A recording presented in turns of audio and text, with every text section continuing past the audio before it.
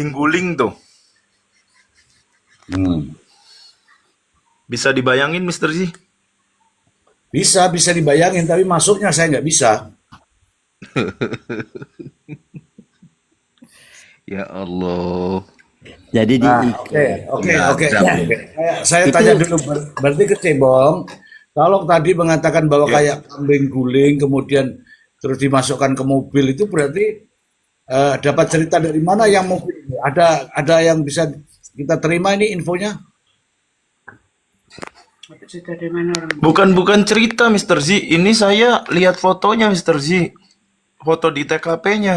jadi waktu eksekusi Mister Bong ini, KC Bong ini ada dia datang Mister di nonton. Bukan, bukan. Itu kan sudah ada di tempat walet dan Iya. oke, di walet. Berarti Anda meyakini bahwa itu masuk di mobil itu kan, yang di TKP kedua ini kan? Iya. Oke, Lokus baru nih. lokus baru. Disitulah yang kita bahas sekarang ini, lokus baru. Karena kalau dia, hari apa dia dibawa ke rumah dari TKP yang baru ini? Nah, eh it- Apakah hari itu, apa hari berikutnya? pagi itu ya, subuh. Tunggu dulu, putus-putus. Iya, ketika sudah ini jaringannya Mister Z. Jaringan sayanya kurang stabil. Nggak kedengaran tuh. Oke. Oh, bukan saya berarti ya? Iya, Bukan. sayanya kurang stabil ini. Wifi-nya lagi ada gangguan, trouble. Ya, soalnya saya sudah manjat di loteng ini, oh. Ya maklum lah, Pak Haji.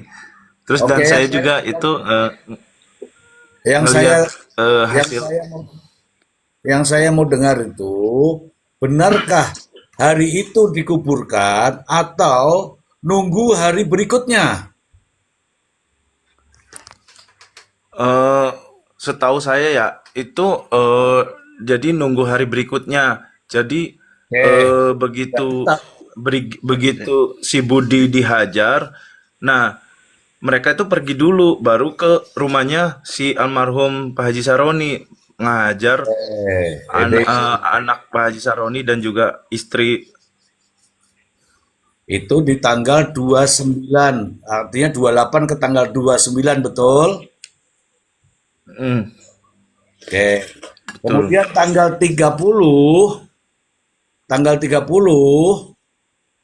berarti memindahkan dari situ dari toko ke rumah, betul? Ya, bentar saya mau mengklarifikasi dulu Mister Z. Ini banyak yang bilang bahwasannya saya mencerita karangan. Ya saya di sini jelasin Terus, Wek, terus. saya dan saya di sini tetangganya rumah kedua almarhum Budi ya. Dan saya pun nyari narasumber dari warga yang udah lama tinggal di sini tentang perilaku sifat karakternya almarhum Pak Haji Saroni, Budi dan juga Teis di sini waktu semasa dia tinggal di rumah keduanya Pak Haji Saroni atau rumahnya Budi. Dan saya pun ngomong Enggak. seperti Itu ini. maksudnya marga Laksana ya? Ya, betul. Dan saya melihat korban meninggal itu karena ada yang melihat secara langsung dan itu pun dari ya salah satu yang foto langsung di lokasi. Jadi eh, begitu ada orang yang ketemu, biasa kita ketemu di TikTok, lalu dia ketemu langsung sama saya di persidangan, dia menegaskan, nih bang, jangan katanya terus ini foto asli si korban dan juga foto-foto otopsi juga. Siapa Jadi yang nunjukin, Bang? jadi temennya ini ya yang dikenal cerita ini kan saya udah ngobrol ya sama Pak Cebong ini. Itu salah satu anggota yang ikut evakuasi mayat itu ada di situ ngobrol sama dia. Ini kebetulan tetangganya Budi, si ini tetangga rumah Budi ya, Kecebong ini, Ya. gitu loh. Terus mohon maaf itu ada yang minta kirim fotonya. Saya Nggak usah, nggak usah, nggak usah, nggak usah, nggak usah. semua media pers yang punya foto korban. Tadi, Jadi nggak boleh Nggak usah. tadi diperlihatkan izin, di umum izin, gitu. izin tanya Bang Kecebong nih. Bang Kecebong, ya kan kata Bang Kecebong kan jenazah itu Budi dieksekusi tanggal 29. Lalu kemudian dari Mm-mm. situ ditinggal jenazahnya, lalu mereka mengeksekusi tanggal 29 itu Pak Sahroni 29. dilanjutin bukan? Masih tanggal 29 kan? Mm-mm. Nah, Iya, 29. jenazah Budi masih ditinggal di sana kan? Masih tinggal di rumah apa ini TKP 2. kiosnya, Mbak? Ya masih tinggal TKP 2, Mm-mm. tanggal 30 baru diangkut gitu kan. Nah, keterangan ini Bang Kecebong dapatnya dari mana? Keterangan yang mana? Ini cerita yang tadi Bang Kecebong ceritain tadi nih. Ini saya dari Ladusing, Mbak. Kok dari Ladusing. Bang Kecebong tahu nggak Hmm. keterangan Prionya seperti apa? Nah, saya keterangan Prio kan ya berubah-ubah ya. Jadi saya apa eh, ap- kurang-kurang yakin gitu dengan Nah, terus keterangannya si mau dari Prio. keterangan siapa itu? Kalau bukan dari keterangan Prio. Ya kan karena saya kan ngelihat di TKP itu kan waktu awal kejadian itu cuma ada satu TKP kan, Mbak. Cuma Ya pas tahu, di pertengahan tahu. Jadi sekarang kan tiba-tiba. yang dipercaya kan 2 TKP, begitu ya Bang? Hmm. Oke. Mm-mm. Nah, keterangan 2 TKP itu dari mana? Dari keterangannya si Prio, Mbak, Prio. Nah, bahwasanya itu ada lokus baru. keterangan Prio di CCTV itu bawa mayat kan? Iya, Ah, tanggal berapa itu? Tanggal 30 kan? tanggal 30. Oke, sekarang kita baca keterangan Prio. Ini ditulis nih, di tuntutan nih. Kita baca Iya. keterangan Prio. Bentar ya. Hmm. Bentar. Bahwa setelah korban Budi Awaludin meninggal dunia, jasad korban Budi Awaludin dibungkus menggunakan terpal dan dibawa menuju rumah korban Budi Awaludin menggunakan mobil pickup. Bahwa setelah sampai di rumah korban Budi Awaludin, terdakwa mengambil kunci rumah dari korban Budi Awaludin dan kemudian bersama saksi masuk ke dalam rumah korban. Selanjutnya, terdakwa menuju kamar korban Sahroni yang saat itu sedang berada di kamar sambil mendengarkan pengajian, di mana terdakwa langsung memukul bagian belakang kepala korban Sahroni menggunakan palu dan Iya. menginjak leher korban Sahroni dengan keras. Setelah korban Sahroni terjatuh, bahwa selanjutnya terdakwa dan saksi menuju kamar lain, di dalamnya terdapat korban Eis. Dipersingkat ya, setelah itu membunuh Iya. Eis, Ratu Hairunisa, dan korban Bella. Artinya itu tanggal berapa ya Bang? Itu tanggal 29-nya, Mbak. Betul, tanggal 29. Artinya Budi, tanggal 29 itu setelah dibantai, dibawa pulang ke rumahnya. Ini nih tulisannya nih. Dibawa pulang ke Hmm. rumahnya. Tanggal 29 dong. Dibawa pulang ke Iya, soalnya rumahnya. Dengerin dulu, soalnya kan dengerin. tanggal Dengerin iya, dulu, so. dengerin. Jadi di sini dibilang bahwa setelah membantai Budi, Budi diangkut pakai terpal, dibawa ke rumahnya. Habis itu diambil kunci, lalu kemudian dia bunuh Sahroni, dia bunuh Eis, dia bunuh Ratu, dan dia bunuh Bella. Tanggal 29 dong, Mm. semua tuh. Terus Iya. tanggal 30 yang Mm. digotong apaan? Nah, itu dia kan kita juga kan ini kan Mbak pas ketika saya ngobrol dengan Pak Tony itu kan sebelum ahli digital forensik dihadirkan di persidangan. Nah, itu tidak seolah-olah Tony itu yakin bahwasannya si Ririn menggotong jenazah. Nah, harus dihadirkan. Mengapa Tony ngotot untuk menghadirkan ahli forensik? Enggak usah ke Tony, enggak usah ke Tony. Sekretari. Kejauhan kalau ke Tony.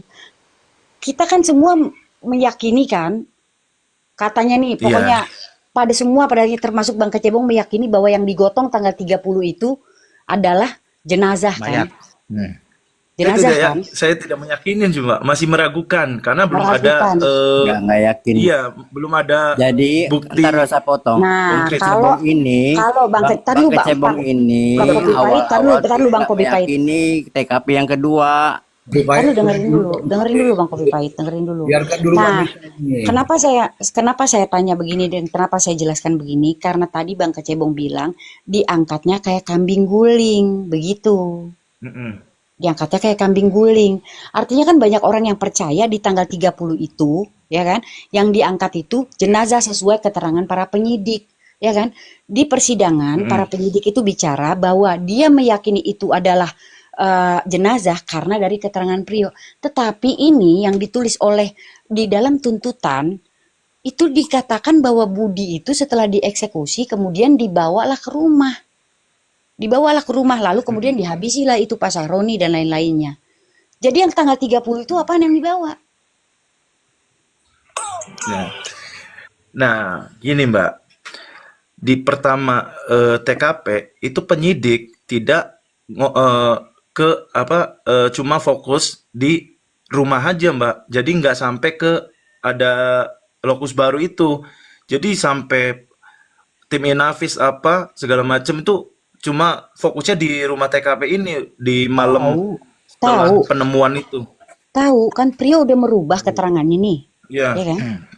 Bahwa ada lokus kedua kan? iya, Nah, di dalam keterangan Prio di lokus kedua ini, di dalam ini keterangan Prio yang terakhir loh. Kalian pasti iya, bingung iya. karena nggak baca itu tuntutannya. Nah, ketika baca tuntutan ini tertulis loh, bukan gak tertulis, bahwa dijelaskan setelah mengeksekusi Budi dibawa ke rumah dari lokus kedua dibawa ke rumah TKP. Di rumah TKP baru tuh digotok, dibantai itu. Pak Sahroni Iya. dibantai lagi, yang lain-lainnya. Artinya itu kan kejadian rentetan tanggal 29 dan Budi itu udah langsung dibawa dari TKP kedua langsung dibawa ke TKP yang pertama. Yang kita tahu itu cuma satu dulunya. Udah berubah. Dibawanya hari itu juga. Terus tanggal 30 apaan yang dibawa? Kalau Budi dibawanya tanggal 29. Ini tertulis loh, bukan gak tertulis loh. Kita nggak ngarang-ngarang loh. Iya, iya, iya. Berarti itu sebenarnya gini ya, mungkin sedikit saya tengahin dulu yang ini. Harusnya kalau ada cerita bahwa diangkutnya tanggal 29, disajikan juga CCTV yang tanggal 29. Betul nggak kira-kira gitu harusnya kan? Kalau mau memperkuat ini kan? Betul. Nah, itu tidak Iya ada. kan? Nah, itu nggak ditampilkan. Bukan tidak ada, saya nggak yakin nggak ada. Karena kemarin waktu dipresentasikan itu di-skip. Ada file-file sebelumnya. Tapi tidak ditunjukkan. Si penyidik fokus ke file-file yang memang di seputar tanggal 30.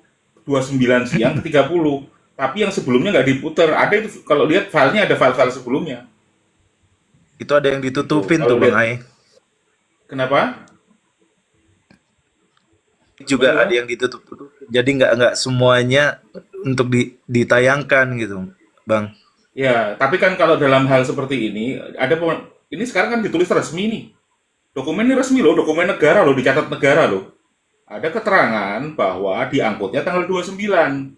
Buktinya apa? Kan kalau di persidangan harus saling ikat kan, harus saling berkaitan tuh alat bukti itu. Nah, harus dikuatkan. Tapi kalau cuma tampilkan tanggal 30 itu namanya framing. Itu kerjaan konspirasi namanya. Bukan kerjaan profesional gitu loh maksudnya. Jadi, kalau memang ada pernyataan tanggal 29 diangkut, maka harus dibuktikan juga ada bukti CCTV tanggal 29. Which is itu saya curigai karena video ditampilin ketika di persidangan itu skip berapa file. Kemungkinan besar tuh file-file sebelumnya nggak ditunjukin di persidangan. Jangan-jangan ada di situ tuh, ada angkutan juga itu. Yang mungkin lebih terang lagi jangan pas ngangkut tanggal jam 4 pagi itu. Kira-kira gitu.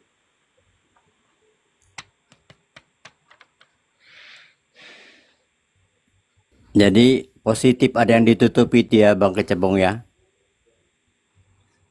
Jadi nggak semua dibuka itu CCTV itu Bang. Oke. Oke. Mr. Ji, saya minta nambahin sedikit aja. Berapa jam? Iya. Banyak sih sebetulnya mau sampein, cuman gantian lah Bang Laude, kan saya jarang-jarang nih ketemu Bang Laude, tapi Bang Laude saya iniin terus ini. Bang Laude dia kalau kopalnya ketawa-ketawa aja dengerin cerita-cerita yang nggak masuk akal itu Mister sih. Jadi gini teman-teman ya, makanya kalau dibilang, kalau menurut saya pribadi nih yang bodoh, yang bukan orang yang ngerti hukum ya, kalau menurut pandangan saya ini nggak adil persidangan ini. Kenapa? Ini sama-sama loh. Prio sama Ririn ini sama-sama terdakwa, Mister Z. Seharusnya apa yang diucapkan Ririn juga ditongolin dong. Jangan hanya menurut keterangan Prio aja. CCTV yang sudah banyak yang katanya tadi teman-teman juga udah tahu, pasti udah banyak yang ditutup-tutupin memang gitu loh.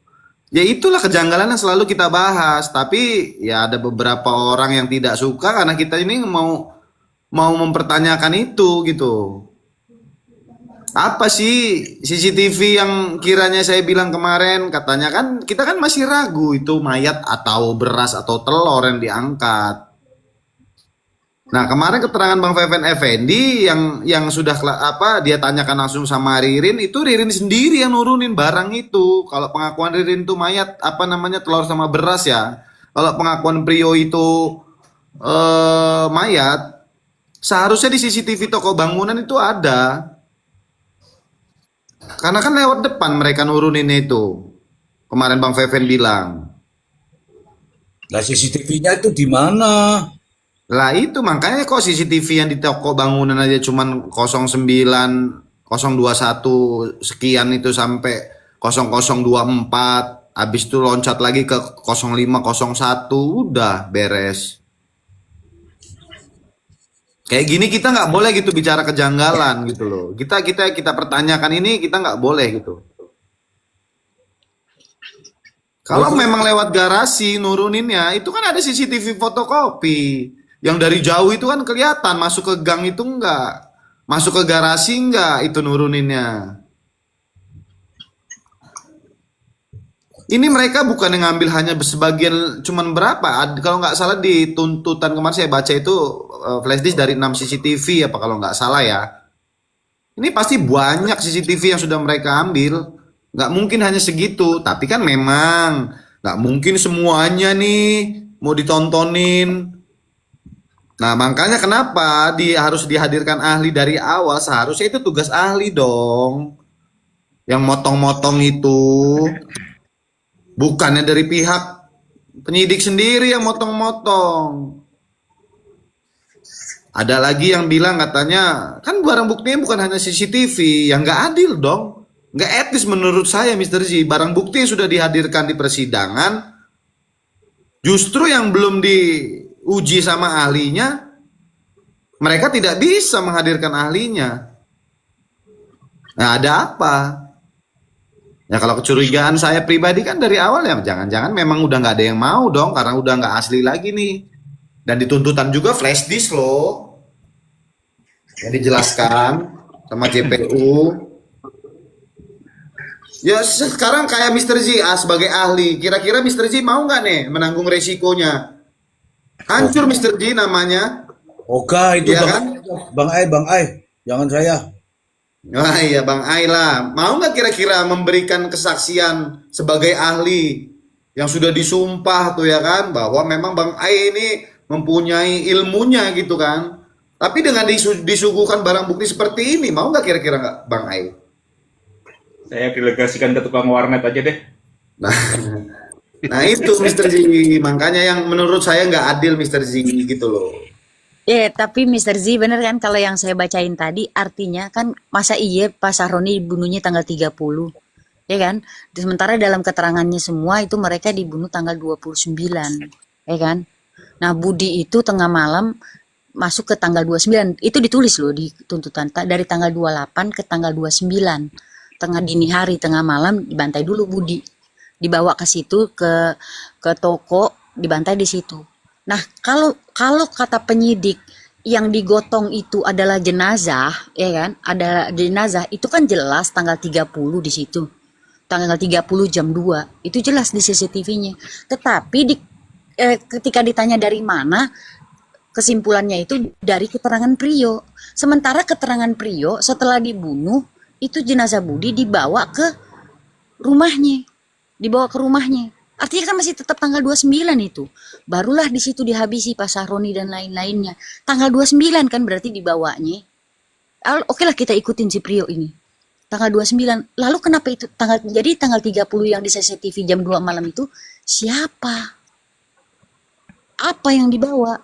Kavia, izin nih, saya mau nanya nih sama abang-abang semuanya di sini yang ada di sini ya, teman-teman semua yang ada 448 orang ini, saya mau nanya nih satu aja. Keterangan pengacaranya Prio sama dengan pengakuan Prio yang mana lebih dulu? Pengakuan Prio dulu apa pengacaranya waktu di podcast Densu? Ada yang tahu nggak? Karena itu ada yang saya garis bawahin tuh kata-katanya. Bang Kopi Pai tahu nggak? Podcast Densu duluan lah itu baru. Densu duluan ya? Itu kan belum ada TKP baru. Iya, ya. Bener nggak? Bener itu ya, yakin ya? Bener, yakin gua. Yakin ya? Karena di situ ada satu kata yang saya garis bawahin. Dan akhirnya itu terucap di mulut Prio. Jadi Di Densu kalau itu, kalau kan? saya pribadi saya sudah meyakini bahwa ada persamaan kata di situ. Berarti diajarin dong. Haji Sahroni dibunuh pada saat lagi mendengarkan lantunan ayat suci Al-Quran.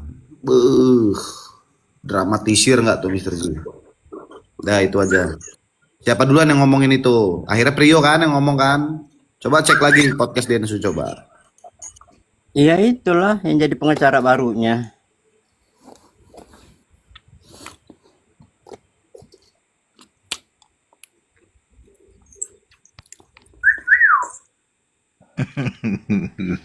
Enak ya kalau orang udah nggak punya gigi ya, bisa siul ya Mas ya.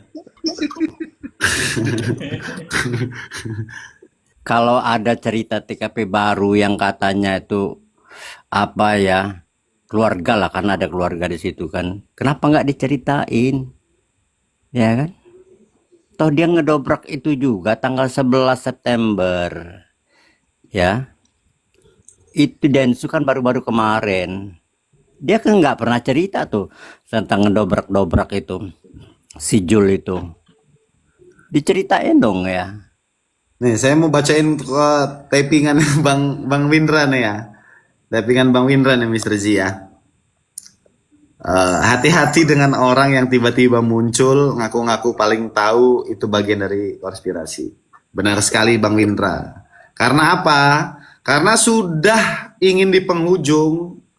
Ini banyak ada media yang menghadirkan orang-orang katanya di sekelilingannya Ririn, Prio, dan banyak saksi-saksi yang timbul yang di dekat-dekat kejadian, menjadikan narasumber. Ini hanya untuk apa? Menggiring kita semuanya. Makanya termasuk foto-foto yang sudah ada. Saya sudah lihat itu foto-foto itu. Jadi itu memang benar. Itu dijejer Mr. G. Jadi dalam gang rumah itu yang menuju ke Sarang Walet itu mereka memang dijejer. Gitu. Itu dijejer itu. Dan itu saya tanyakan sama Bang Niko itu waktu itu. Ada berapa gundukan? Karena kita dengar infonya dari Kasat Reskrim itu ditumpuk dalam satu lobang. Dan tempo hari saya tanyakan langsung pada saat itu sama Bang Herwanto. Bahwasannya dia A1 ya Bang, iya. Cuman saya tanya dari mana, dia nggak mau kasih tahu, tapi saya tahu dari mana infonya. Bahwasannya ada 2 gundukan. Bang Ari berarti benar Bang Eldi dong. Ya kan ada 2 gundukan. Nah, ada 2 gundukan nih. Nah, tapi ya namanya badan Eis kan nggak begitu gede itu. Yang kelihatan mungkin itu kalau yang si 2 bayi ini, 1 bayi sama yang 8 tahun sama Teh Eis almarhumah kan, itu nggak terlalu besar badannya, mungkin dia rata itu. Cuman karena yang Mbak Budi sama almarhum Haji Saroni kan terlalu besar, itu mungkin yang dilihat dulu dua gudukan itu. Tapi mereka dijejer itu di dalam gang itu. Saya lihat gitu. Jadi jangan sampai ini, karena yang saya pribadi lihat sendiri ini makin akhir-akhir ke sini yaitu tadi makin banyak nih dihadirkan bahwa memang untuk tetap membranding si Ririn ini nih, jangan sampai bebas nih. Dan nanti bakalannya pasti ada tekanan massa ini pasti gitu loh. Dalam Iya. keputusan hakim ini. Gitu yang saya lihat. Pokoknya kita digiring supaya percaya sama Prio. Dan Ririn psikopat, dialah Ya yang otak pelaku. kita percaya dengan keterangan Prio ini Bang Kopi Pahit gitu loh. Kita ini percaya loh dengan keterangan Prio dan semua keterangan-keterangan yang mereka bilang bahwasannya Prio membantu pihak jaksa penuntut umum meringankan salah satu banyaklah pekerjaan jaksa penuntut umum itu Bang Kopi Pahit ya kan. Kita mengakui. Makanya dikasih hukuman ringan nih. Tapi ingat, kalau menurut saya pribadi nih, yang orang bodoh nggak ngerti hukum. Tapi ingat, bukan di mata majelis hakim. Kalau pandangan saya, justru majelis hakim disuguhkan nih dengan keterangan-keterangan yang bikin pening palanya. Makanya kata kaki bodreknya habis kali itu di warung. Udah itu aja Mr. G. Prof, izin Prof. Selamat malam Prof.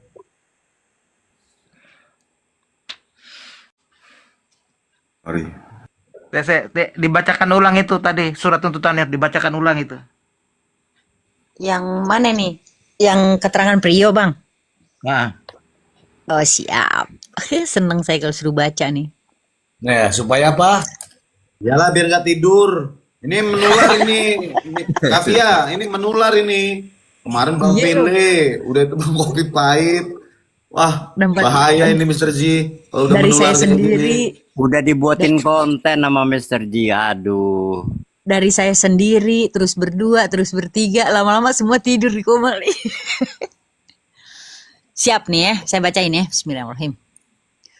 Bahwa setelah menguburkan para jenazah korban sekitar pukul 5, terdakwa dan saksi meninggalkan rumah korban dan pergi ke Hotel Adis Syariah Jatibarang dengan mengendarai mobil Toyota Corolla milik korban Sahroni untuk menginap sampai mobil tersebut selesai diperbaiki oleh montir bengkel. Bahwa saksi tidak melakukan pemukulan, hanya diam karena ketakutan melihat kejadian tersebut. Tetapi saksi berperan dalam mengubur para korban di ruang sarang walet. Disclaimer, ini kesaksian Prio ketika di persidangan ya, yang dituangkan di dalam tuntutan. Bahwa setelah korban, ini dia nih poinnya. Bahwa setelah korban Budi Awaludin meninggal dunia, jasad korban Budi Awaludin dibungkus menggunakan terpal dan dibawa menuju rumah korban Budi Awaludin menggunakan mobil pickup.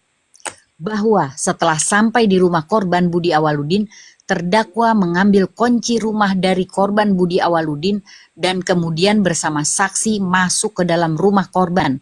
Selanjutnya, terdakwa menuju kamar korban Sahroni yang saat itu sedang berada di kamar sambil mendengarkan pengajian, di mana terdakwa langsung memukul bagian belakang kepala korban Sahroni menggunakan palu dan menginjak leher korban Sahroni dengan keras setelah korban Sahroni terjatuh. Bahwa selanjutnya terdakwa dan saksi menuju kamar lain yang di dalamnya terdapat korban Eis Juitasari, korban Ratu Khairunisa, dan korban Bella, di mana terdakwa langsung naik ke kasur dan memukul bagian depan kepala korban Eis Juitasari menggunakan palu besi ketika korban Eis Juitasari sedang tertidur telentang dan memukul bagian dagu korban. Setelah itu terdakwa memukul bagian belakang kepala korban Ratu Khairunisa. Bahwa terhadap korban Bella awalnya hanya menggendong dan memberikan susu kepada korban. Namun kemudian korban Bella diambil oleh terdakwa dan ditenggelamkan hingga meninggal dunia sekira pukul 3 sampai pukul 4. Nih. Ya, ini keterangan Prio ya. iya. Bahwa Tidak ada interaksi antara saksi dan terdakwa saat sedang membunuh para korban. Bahwa bahwa selama kejadian pembunuhan, saksi hanya diam, bengong, dan ketakutan sehingga tidak dapat melarikan diri karena takut akan dijadikan korban selanjutnya. Bahwa setelah terjadinya pembunuhan tersebut, terdakwa sempat mengancam akan membunuh saksi apabila tidak menjaga rahasia kejadian tersebut. Selain itu, saksi juga dijanjikan uang sebesar 100 juta rupiah oleh terdakwa. Mr. Z, ya Allah. Nah, ini juga penting nih, bahwa pada tanggal 30 Agustus 2025, setelah seluruh korban meninggal dunia, terdakwa meminta saksi mengambil cangkul dari rumah saksi sekira pukul 5 untuk menguburkan para korban di ruang walet.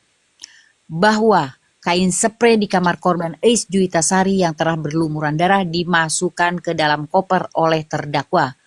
Bahwa setelah penguburan selesai sekira tanggal 30 Agustus dini hari, udah selesai tuh penguburan tanggal 30 Agustus. Oke, terus. Tanggal 30 Agustus dini hari 2025, saksi bersama terdakwa pergi ke Hotel Adi Syariah Jatibarang menggunakan mobil Corolla milik korban Sahroni, di mana pada saat check-in hotel, saksi diminta menggunakan KTP milik korban Budi Awaludin yang diberikan oleh terdakwa.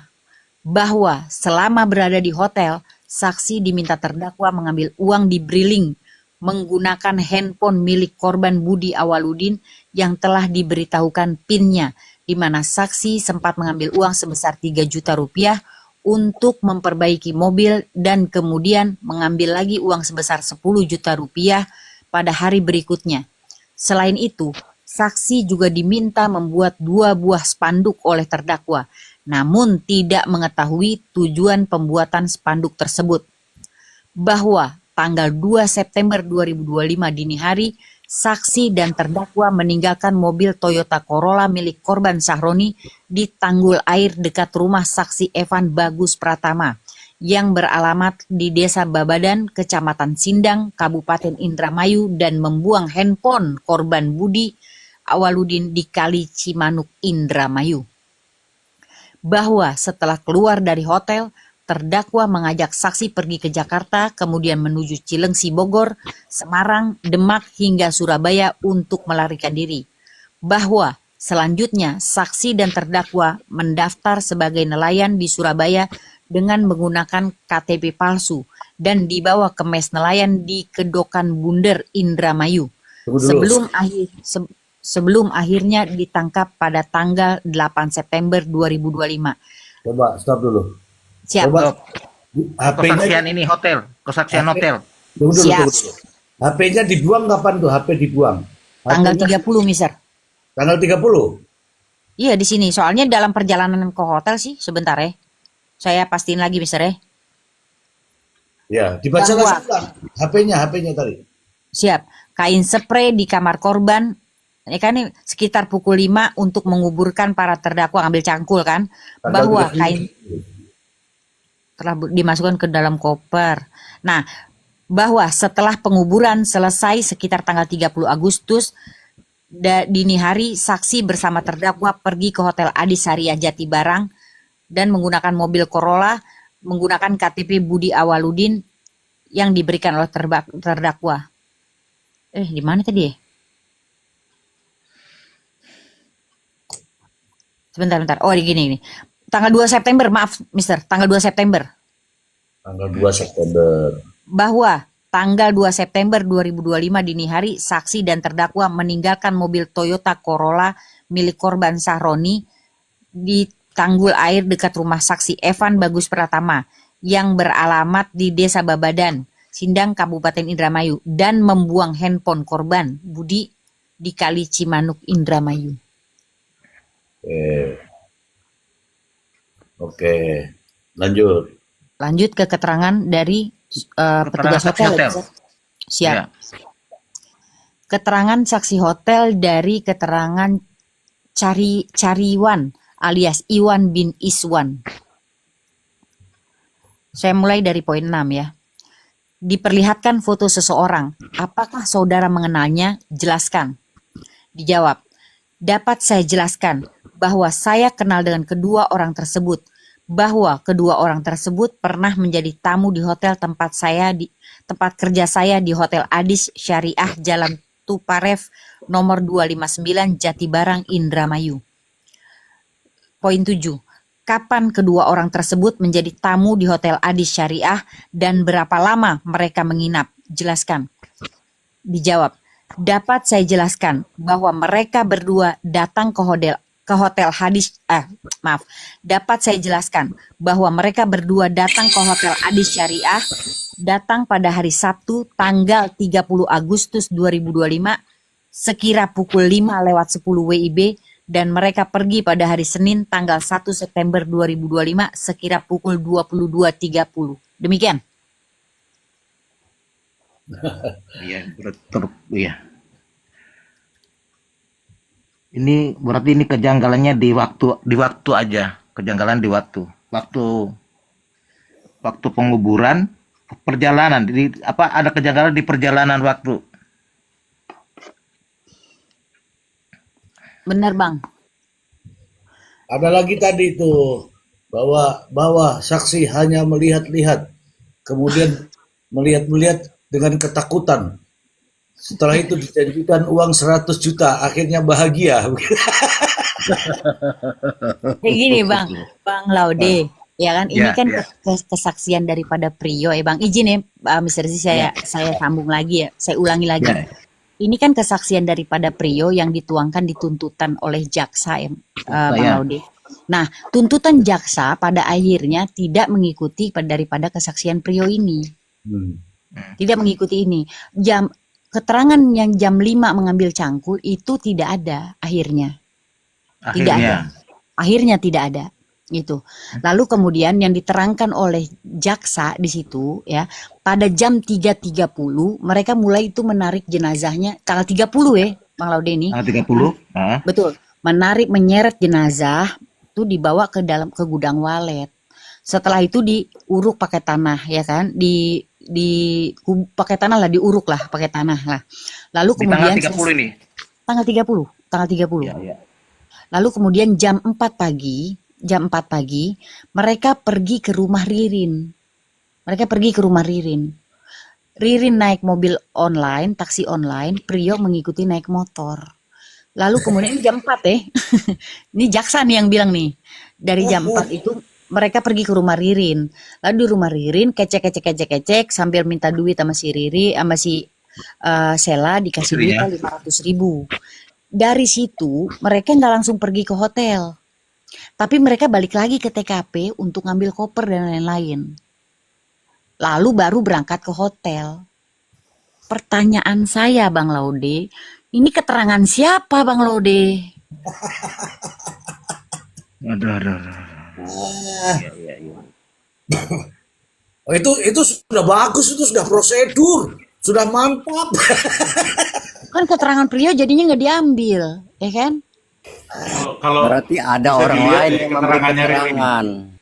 Keterangannya siapa? Sela. Teh Hias. Kenapa? Di keterangannya Sela ada nggak yang cerita yang ambil uang 500.000 di jam 4 Ada. pagi atau jam 5 pagi? Nah, jam Ada. 4 ya, jam 4. Ada di kesaksian Sela kan, setiap saksi itu semua kesaksiannya dituangkan di tuntutan. Nah, Ya. termasuk yang tadi saya bacakan itu kesaksian dari Prio yang dituang di tuntutan. Kalau kesaksian Sela saya dengarnya langsung di persidangan di Dian TV, itu saya dengar di situ. Ada dia ngambil itu. Ngambil duit 500.000 itu ada. Di jam 4 ya, jam 4 subuh ya. Betul, jam 4 berangkat dari TKP ke rumah Ririn nih. Ya, jam 4 pagi ya. Betul. Iya. Ya itu aja waktunya bisa pas nggak coba? Mundar mandir dulu tuh kayak setrikaan kabel rusak. Baru dia ke Hotel Adis. Kayaknya itu juga nggak masuk kayaknya. Nah, inilah kita kan, makanya di sini kita kalau mau belajar itu belajar warasnya di sini gitu. Di waktu ini aja harus belajar gitu. Kalau umpama cuma hanya 5 menit, per jam 5 menit, dia pakai apa? Pakai burak atau pakai apa gitu? Katanya si Bang Ai kemarin dibilang pakai F8. Oh gitu. Oke. V8. Ya, Ada V8 ini, turbo, tapi terbang. izin nih kata Bang Don, memang tidak semua keterangan Prio dituangkan di tuntutan. Lalu terus mereka bikin kronologi dari keterangan siapa ya kalau kayak gitu? Ya, Saya- nggak apa-apa. Makanya keterangan bisa dicampur-campur ya. Boleh di mix lah dari sini dari sana. Cuman kan ada yang misling tadi kan. Misalkan keterangan Ah, dia naik ke ojol dari mana namanya, naik gokar itu kan, naik ojek online dari apa namanya, dari rumah TKP ke rumahnya Ririn. Nah itu harus diekstrak tuh. Ada nggak kesaksian seperti itu? Detail-detail seperti itu harus ada referensinya. Nggak kalau nggak ada referensinya berarti jaksanya ngarang. Nggak tahu, ini saya masih belum paham ini Bang Aye. Ini perlu diketok pala saya kayaknya biar paham. Enggak Jadi gini, gini. setiap Dia setiap ngambil keterangan. kesaksiannya itu pieces by pieces, Teh Via. Benar-benar Bisa benar. dipahami nggak? Jadi misalkan ada segmen ini diambil dari Prio, segmen ini diambil dari apa? Betul, Tadi dari hotel, segmen ini diambil dari ini. Nah itu digabung-gabungin sama dia. betul. Nah Nah, tapi kalau ada narasi insert, narasi yang cerita yang nggak ada disebutin sama semua saksi, nah itu yang layak kita. Wah ini berarti ada karangan nih di segmen itu. Karangan ya. nah, Gitu. saya garis bawahi ya kalau memang begitu ya. Nah, itu kan kalau keterangannya si Sheila, dia datang ke situ minta duit. Berarti kan connect ya, connecting ya. Next. Iya connect. Nah, keterangannya dia berangkat ini loh. Dia berangkat ke itu dia berangkat ke tempat Sheila tuh jam 4 dari situ. Lalu keterangan dia ngangkut jenazahnya. Kan beda itu. Dia Nah, bilang itu kan makanya harus ngangkut dicari berdasarkan dia kesaksian siapa. Nah, dia bilang kan mengangkut jenazahnya kan tanggal 30, Bang. Ya kan? Nggak, sementara kesaksian Prionya ngangkut jenazahnya tanggal itu, tanggal 29. 29. Gak bisa nyambung kan? Jadi Gak apa-apa, keterangan gak apa-apa kan beda-beda tipis 29. Oh, iya, iya, ya gitulah makanya jadi dia keterangan nah kalau keterangan yang Ini itu kan gini, pasti dari pengakuan ada kan diambilnya. sebentar, ini ada yang harus kita coba ini apa sih, detailkan ya. Jadi karena kan di jam CCTV itu di CCTV yang waktu si malam-malam Ririn dan Prio bawa mobil pickup ke toko itu kan tertera tanggal 30.00 sekian dan itu kelebihan 1 jam, artinya sebenarnya masih tanggal 29 jam 23 sekian-sekian, ya kan? Memang itu jalan video itu dari jam 23 sekian-sekian harusnya sampai tanggal 30 sekian-sekian, jam 1 sekian-sekian. Itu videonya itu harusnya itu. Nah, ini harus kita cocokin dulu nih yang dimaksud tanggal 29 ini 29 apa ngangkutnya? Apakah 29 malam jam 23 itu? Gitu loh. Gini Bang Ai, di dalam keterangan Ya. Prio ketika Budi habis dieksekusi, oke, langsung Ada jamnya jenazah nggak tuh, Teh? jamnya nggak ada, tapi di keterangan dia setelah dieksekusi, ini patokannya saya di Jangan korban dimasukin. yang oke, tunggu dulu. Dari ya tadi belum menyapa Prof. Emran nih. Selamat malam, Prof. Assalamualaikum, Prof. Malam, Bro. Ji, malam. Ya, malam makanya semua. Lanjut aja dulu, Mr. Ji. Iya, kayaknya itu keren tuh kalau kita ikutin. Dengerin, saya dengerin. Artinya kalau kaitannya dengan faktanya mungkin bisa diulas lah semuanya. Iya, Ah, iya, Prof. lanjut Mr. Ji, lanjut. Dapat salam dari Bang Don, Prof, tapi dia nggak mau naik karena dia sudah kayaknya sih begitulah. Mau izin, Prof. Udah nyaman sama Nah, Bismillah. kenapa turun? Bang Kecebong. Bang Don Enggak, naik Bang Don biar nggak ada alasan tuh Bang Don tuh di bawah. Ah, sinyal Nanti kalau Bang Don naik, Bang nggak ada Ipul itu nggak naik. penuh, nggak Bang penuh Kecebong gitu. kenapa turun? sinyal. Bang Kecebong sinyal. Dia mau Udah Bang Don ngomong naik. lagi tuh. Naikin tuh Bang Don tuh Mister Z itu. Oke, mana Bang Don nih? Bang Don kalau Diserang kan. Bang Dede. loh, Udah keduluan Bang Dede. Wah, ada kursi dia.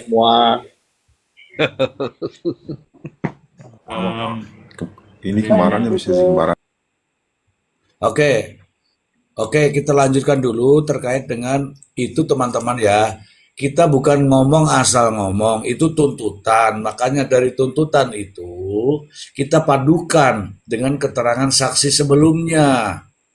Nah, saksi sebelumnya kan kita sudah tahu semua. Tadi ada jam-jam yang krusial lah. Itu kok beda jam? Padahal sudah dibacakan tuntutan. Saya kasih tahu jaksanya, Pak Jaksa ini kayaknya ada salah deh gitu loh. Maksud saya begitu. Karena tadi ada itu pulang naik Grab kemudian diikuti motor. Lah ngapain begitu-begitu itu? Terus yang berikutnya ini ya. Tadi aku tulis itu tanggal 2 buang handphone. Tanggal 2 buang handphone. Kemudian mulai tanggal 2 itu check out dari hotel. Yang benar yang mana? Coba tadi cerita. Itu kan ada tanggal 2 buang handphone. Kemudian dibaca lagi ada tanggal 2 check out dari hotel. Coba diurutkan lagi. Check out dari hotelnya itu tanggal 1, Mister. Terus, hah? Tanggal 1. Ini dari keterangan petugas hotel. Check out dari hotel tanggal 1. Enggak, itu tadi yang ada tanggal 2-nya itu kan bukan dari Iya. dari I- orang hotel, itu kan dari tuntutan. Coba dibaca dulu lah. iya, Mister. Banyak bener ya janggalnya. Alah, Ya, enggak supaya nggak tidur lah gitu loh. Ayo baca-baca. dikerjain. Siap, bentar ya, Mister. Bentar, kok jadi saudara Dudu ini ya? Bentar.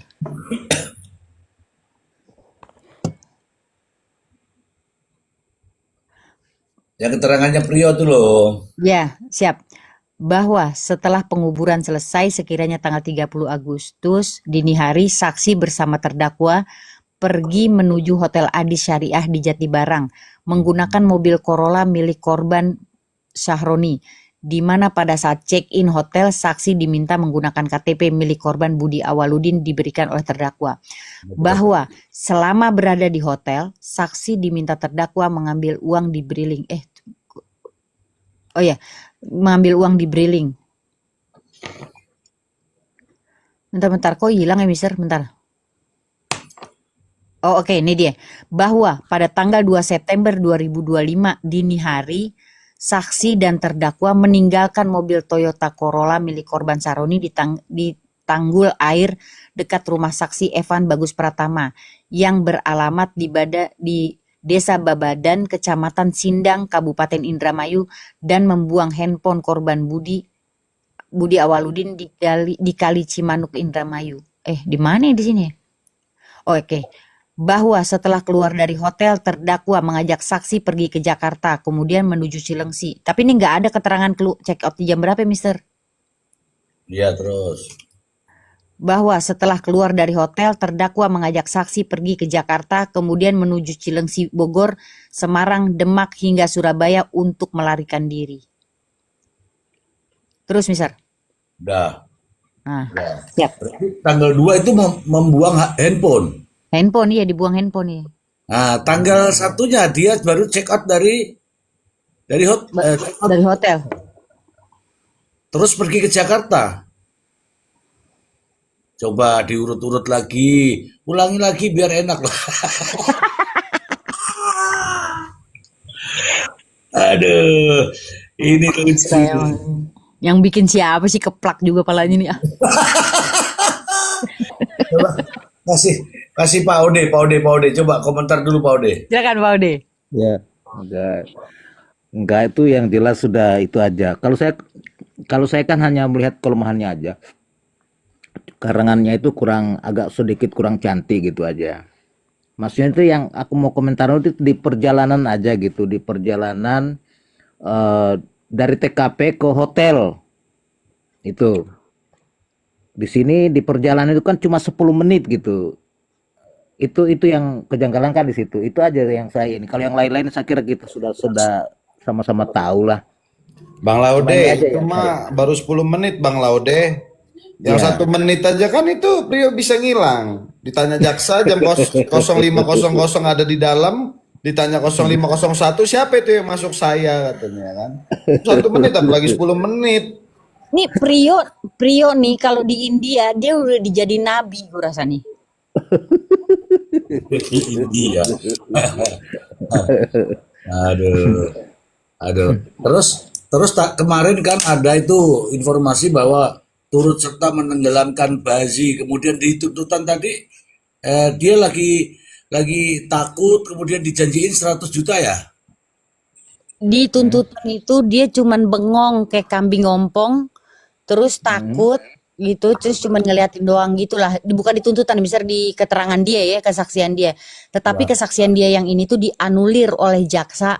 Dikatakan oleh jaksa bahwa kematian dari Bella, anak Bella, itu di tangan Prio dengan perintah dari Ririn di tangan Prio. Mr. Z jangan menggiring opini seperti itu, Mr. Z. Prio itu merbot, jangan menggiring opini, dia nggak ini, jangan bernarasi seperti itu, Mr. Z. Oh, marbot. Oh, Nah, jadi keterangan Prio yang ini dianulir kan, kesaksian Prio yang ini tuh dianulir oleh jaksa. Nah, itu juga jadi pertanyaan saya, jaksa dapatnya dari mana? dari marbot. Marbot lagi. Bot. Anjay ini persidangan, sumpah. Sri Mulat ini. Oke, saya ngomong dulu. Kita tidak sedang berpendapat dengan tidak sedang berdebat dengan siapapun ya. Kita hanya berdebat dengan keterangan itu sendiri kan? Ya nggak? Dengan narasi itu sendiri kan yang ada di dalam situ kan cerita. Benar. Nih kalau ada orang yang menyesatkan, enggak, kita ini cuma baca ini kok menyesatkan. Kita ini bicara apa adanya sesuai dengan fakta, data, dan realita. Tuntutan sudah kita dengarkan, tuntutan sudah dibacakan, dibahas dong, boleh nggak? Boleh nggak? Benar, Mister. Karena boleh, karena itu sudah namanya juga di sidang pengadilan dibuka untuk umum, kita bahas. Boleh. Kalau kita bahas jangan juga kepanasan ya nggak? Ngono loh. Halo Bang Dede. Bang Dede buka kacamata dulu lah Bang Dede. Ini kan sudah malam Bang Dede. Bang Mile juga pakai kacamata sekarang, Mr. Z, biar kalau tidur nggak kelihatan, Bang Mile. Ada narasi apa Bang Dede? Kalau saya tuh masih enggak, ini enggak. Bang Ari, Nyimak kalau aja, saya masih nyimak dari aja. 0501 itu sampai hotel itu pakai ilmu apa dia? Masih penasaran di situ.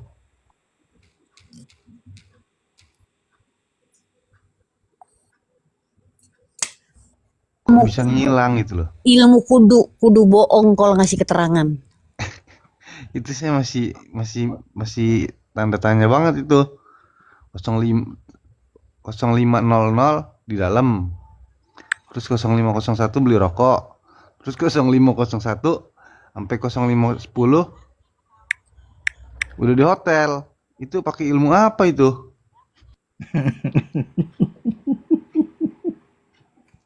Jangan nanya ilmu ya, ilmu marbot itu tinggi loh.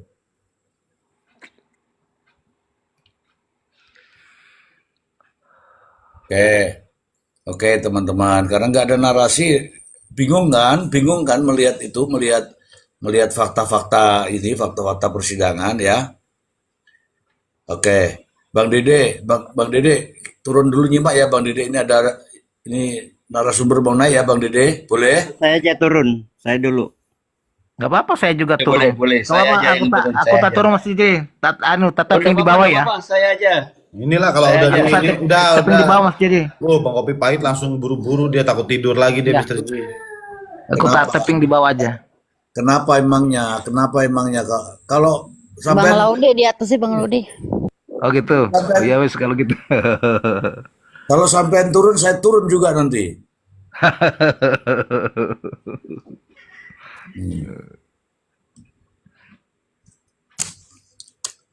Mana Bang Don? Naiklah Bang Don. Ini sudah diangkat naik juga nggak mau naik, susah juga.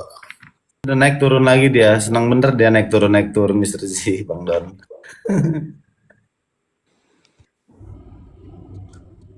Assalamualaikum, selamat pagi. Waalaikumsalam. Waalaikumsalam warahmatullahi wabarakatuh, Bang Don. Bang Selamat. Pepen, naik Bang Pepen. Iya, Bang Pepen, saya turun dulu lah. Ada Bang Pepen ya? Nggak ada, saya hanya ngomong-ngomong sendiri aja. Saya sih izin saya langsung tanya Prof, ini nggak adil kalau Prof nggak ngomong walaupun tentang fakta toh, kasih pendapat Prof. Izin Prof. Ini kan kalau saya simak Prof, tuntutan ini kan kasarnya ya. eh, apa ya?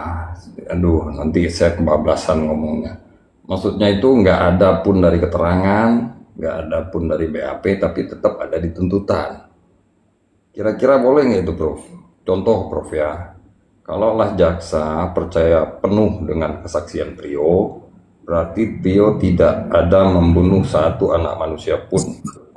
Faktanya di tuntutan itu dia dituduhkan membunuh anak korban Bella. Tidak sesuai dengan keterangan Prio. Nah, kemudian berarti dia mengacu kepada BAP awal atau dakwaan.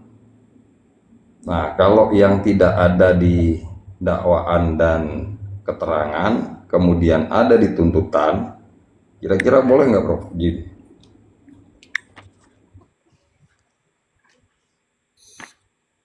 Tidak ada, Jadi apa ya? Ya lanjut aja. tidak ada di dakwaan, adanya di tuntutan begitu ya Pak Bang Don ya. Ya, tidak ada di dakwaan, tidak ada di keterangan, ada di tuntutan. Oh, silakan Prof. Biar saya tidak mendahului. Silakan Prof.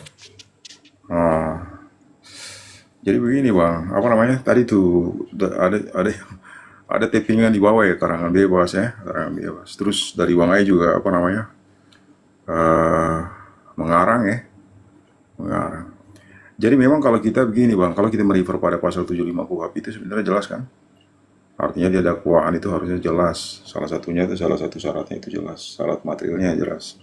Terus yang kedua tuh begini, kalau keterangan-keterangan yang dihimpun dari semua alat bukti keterangan saksi itu yang bersifat testimoni itu kan merupakan rangkaian peristiwa sebenarnya. Dari rangkaian peristiwa itulah makanya nanti kemudian dicari mana fakta hukumnya. Nah, fakta hukum itu akan dilakukan analisis yuridis. Nah, fakta itu dia akan kemudian dibenturkan dengan apa namanya teks hukum, teks-teks pasal itu. Jadi kalau misalkan tidak ada keterangan yang sebelumnya disampaikan pada pada dakwaan, pada BAP ataupun yang sudah dibunyikan di persidangan, Wah, tapi dalam kesimpulan tuntutan, izin Misteri. enggak, ini kotak-kotak saya keren nih. Aku diajari sama yang di bawah langsung keren nih. Oh ya. Lanjut Prof. Berarti memang artinya itu dengan sendirinya, artinya apa namanya, fakta-fakta itu kan sebenarnya fakta yang tidak pernah ada di persidangan kan. Maka kondisi yang seperti itu disebut sebagai apa tuh? Obscure. Dakwaan itu bersifat obscurable. Dakwaan kabur. Karena dakwaan kabur maka memang keyakinan hakim itu tidak tercapai dengan sendirinya. Itu sebenarnya. Jadi hakim JPU itu nggak bisa untuk kemudian dia mengejawantakan prinsip yang namanya itu asas praduga tak bersalah itu sebenarnya. Itu. Karena memang apa yang disampaikan dalam kesimpulan itu kan dia bertolak belakang dengan fakta-fakta yang kemudian muncul di persidangan kan. Contohnya kayak tadi tuh keterangannya si Prio ya, keterangan si Prio. Keterangan si Prio itu bertolak belakang dengan kesimpulan yang memang sudah dibikin oleh JPU pada tuntutannya. Maka itu yang menjadi obscurable itu yaitu. Itu sih Bang Don. Ya Prof, makasih Prof. Cuman saya begini Mr. Ji. Ya Prof. Apa ya? Memang kelihatannya berantakan sekali ya. Jadi kemarin kan kita cuma diskusi kaitannya dengan formilnya ya. cara memperoleh alat bukti, bagaimana menyajikan alat bukti. Jadi kita belum sampai pada substansi perkaranya, substansi pidananya. Ya ini kita udah mulai bicara unsur kan? Unsur. Jadi unsur-unsur pasal itu harus mampu diterjemahkan atau dijelaskan oleh JPU secara objektif. Dasarnya itu apa? Dasarnya itu, indikatornya itu diperoleh berdasarkan alat bukti yang memang sudah dibunyikan di persidangan. Itu menjadi masalah, itu satu. Yang kedua tuh begini, contohnya tadi kayak ada rangkaian peristiwa kaitannya dengan rangkaian peristiwa. Saya yang bunyi ya, Mr. J? Nah, bunyi. Ada ituan ya? Ada apa ya? Bunyi ya? Berisik saya ya? Bagus kok. Amal-amal Prof, lanjut Prof. Contohnya begini, Mr. J. Ini kedua orang ini kan sebenarnya sudah didakwa, bahkan dituntut itu dengan 459, junto pasal 20C. Artinya dia didakwa secara bersama-sama melakukan tindak pidana pembunuhan berencana kan? Tapi dalam kesimpulannya si JPU itu seolah-olah si Prio ini tidak melakukan apapun. Bahkan belum ada kesepakatan apapun. Kesepakatan itu baru terjadi pada saat Ririn itu melakukan pembunuhan. Ya. Padahal kan harusnya kalau misalkan dengan rencana terlebih dahulu, maka meeting of mind itu harus mengawali tindak pidana itu sendiri. Iya. Ya kan? Seperti kita jelaskan, biasanya kita jelaskan tuh ada antefaktum, ada faktum, ada post faktum. Jadi ada 3 prosesnya. Pertama mereka harus sebelum tindak pidana itu mereka wujudkan dalam bentuk perbuatan konkret, harus ada meeting of mind dulu kan, harus ada kesepakatan di antara kedua belah pihak untuk melakukan tindak pidana itu sendiri. Harusnya kan begitu. Tapi ini tadi dalam kesimpulannya bahwa tidak ada kesepakatan. Kesepakatan itu baru terjadi pada saat apa? Pada saat si Ririn itu melakukan pembunuhan. Pembunuhan itu pun pada di TKP yang pertama, Mr. Z. Ya. Artinya si Budi itu sudah dieksekusi dulu, baru kemudian dibawa ke rumah induk itu. Ya. Pada saat mau dieksekusi itu si Prio dalam keadaan ketakutan tuh. Ya. Dia merasa under pressure, maka kemudian dia hanya tunduk pada apa yang kemudian diperintahkan oleh si Ririn. Kan seolah-olah begitu.